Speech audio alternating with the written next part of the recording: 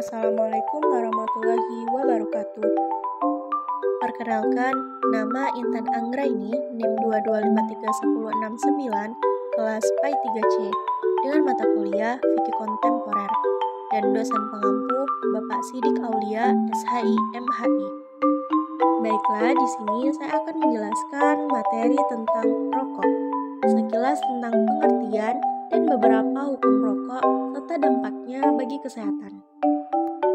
Topik utama dalam presentasi ini yaitu pengertian rokok, pandangan dan dalil-dalil ulama tentang rokok, hukum merokok menurut Muhammadiyah, NU, dan Fatwa MUI, serta dampak merokok bagi kesehatan.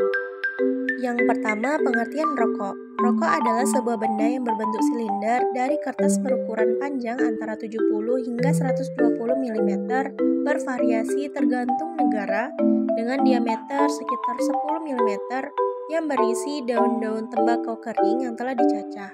Rokok mengandung nikotin yang merupakan senyawa adiktif yang dapat mempengaruhi sistem saraf dan menyebabkan ketergantungan atau kecanduan. Ada dua jenis rokok, yaitu rokok yang berfilter dan tidak berfilter. Filter pada rokok terbuat dari bahan busa serabut sintetis yang berfungsi menyaring nikotin. Selanjutnya, pandangan ulama tentang rokok. Terdapat perbedaan pendapat di kalangan para ulama dalam hal menetapkan hukum merokok. Sebagian besar atau mayoritas ulama mengharamkan atau tidak memperbolehkan ataupun memakruhkan atau sebaiknya ditinggalkan merokok berdasarkan beberapa alasan, diantaranya sebagai berikut. 1. Menimbulkan kecanduan yang merusak akal sebagaimana barang yang memabukkan. Padahal setiap yang berpotensi memabukkan atau muskir itu hukumnya haram. Memabukkan di sini maksudnya adalah sesuatu yang dapat menutup dan meracuni akal, meskipun hanya sebatas tidak ingat, terutama bagi pemula. 2. Melemahkan daya tahan tubuh. Kalaupun merokok itu tidak sampai memabukkan, minimal rokok dapat menurunkan daya tahan dan kekebalan tubuh. Dalam sebuah hadis dari Ummu Salamah yang artinya bahwa Rasulullah SAW melarang segala sesuatu yang memabukkan dan melemahkan. Hadis riwayat Ahmad dan Abu Daud. 3. Menimbulkan mudarat yang mencakup mudarat jasmani, di mana rokok dapat menjadikan badan lemah, wajah pucat, terserang batuk, merusak kesehatan mulut dan gigi, bahkan dapat menimbulkan penyakit saluran pernafasan dan paru-paru. Dalam konteks ini, tepat sekali perkataan sebagian ulama bahwa tidak ada perbedaan tentang haramnya sesuatu yang membahayakan, baik bahaya itu datang seketika maupun bertahap. Bahkan yang bertahap inilah yang lebih sering terjadi. B. Mudarat finansial, yaitu membakar uang secara sia-sia yang dapat dikategorikan sebagai perbuatan tabir atau menyia-nyiakan harta yang dibenci oleh Allah. Dengan membelanjakan harta untuk sesuatu yang tidak bermanfaat bagi badan atau roh, tidak bermanfaat di dunia dan di akhirat, bahkan justru membahayakan. Adapun para ulama yang berpandangan dan mengatakan bahwa merokok itu makruh mengemukakan alasan sebagai berikut. 1. Merokok itu tidak lepas dari donar atau bahaya, lebih-lebih jika terlalu banyak melakukannya, sedangkan sesuatu yang sedikit itu bila diteruskan akan menjadi banyak. 2. Mengurangkan harta. Kalau tidak sampai pada tingkat tabdir dan menghambur-hamburkan uang, maka ia dapat mengurangkan harta yang dapat digunakan untuk hal-hal yang lebih baik dan lebih bermanfaat bagi sahabatnya dan bagi orang lain. 3. Bau dan asapnya mengganggu serta menyakiti orang lain yang tidak merokok. Segala sesuatu yang dapat menimbulkan atau berakibat hal seperti ini makruh menggunakannya, seperti halnya memakan bawang mentah, kucai, dan sebagainya, yang baunya dapat mengganggu orang lain. 4. Menurunkan harga diri bagi orang yang mempunyai kedudukan sosial terpandang. 5. Dapat melalaikan seseorang untuk beribadah secara yang sempurna. 6. Bagi orang yang biasa merokok, akan membuat pikirannya kacau jika pada suatu saat ia tidak mendapatkan rokok. 7. Jika perokok menghadiri suatu majelis, ia akan mengganggu orang lain, maka hendaklah ia malu melakukannya. Ada juga ulama yang memperbolehkan merokok. Jika dipahami pendapat para ulama dari berbagai mazhab, dapat disimpulkan bahwa menghalalkan barang yang sifatnya aslinya tidak berefek menghilangkan kesadaran adalah merupakan perkara yang tidak terbantahkan, yang semua orang berakal tidak mungkin mengingkarinya. Mengkonsumsi rokok sama sekali tidak berakibat pada hilangnya kesadaran. Di sisi lain, rokok tidak najis.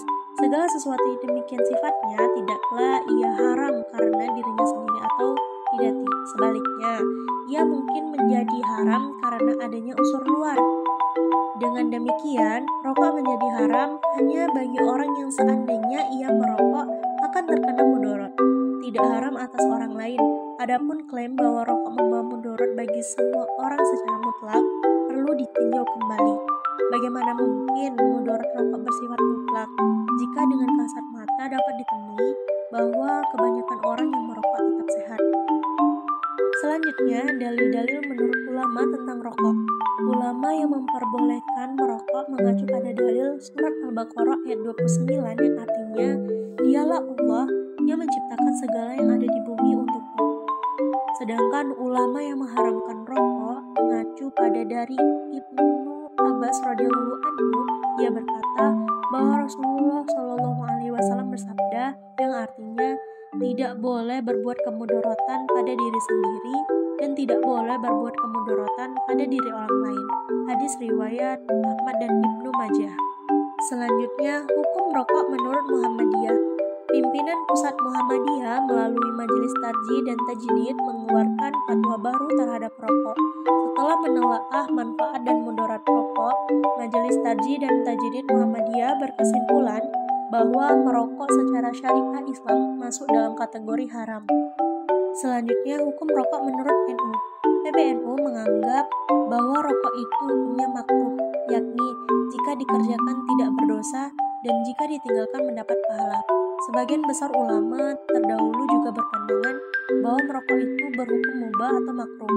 Mereka beralasan bahwa merokok itu tidak mendatangkan mudarat atau membawa mudarat tetapi relatif kecil. Selanjutnya, hukum rokok menurut MUI. Fatwa dilarang merokok yang dikeluarkan oleh Majelis Ulama Indonesia atau MUI mendapatkan tanggapan sangat beragam di masyarakat. Pro dan kontra merebak. Bahkan sejak fatwa tersebut baru diwacanakan, fatwa dilarang dengan tingkatan-tingkatan penjabaran merupakan bukti tersendiri dari adanya ketidaksepakatan dalam tubuh MUI sebagai pembawa fatwa atau pembuat fatwa. Tentu saja, dalam pembahasan ini perbedaan pendapat di antara para ulama pasti terjadi. Bahkan hingga saat ini kita menemukan banyak koleksi ilmu mengenai keberagaman pendapat tersebut. Sebagian di antara para ulama menfatwakan mubah alias boleh, sebagian berfatwa makruh, sedangkan sebagian lainnya lebih cenderung menfatwakan haram. Selanjutnya, dampak rokok bagi kesehatan. Berikut adalah beberapa dampak bahaya rokok bagi tubuh manusia. Pertama, kanker paru-paru. Diketahui sekitar 90% kasus kanker paru diakibatkan oleh rokok. Hal ini karena asap rokok akan masuk secara inhalasi ke dalam paru-paru.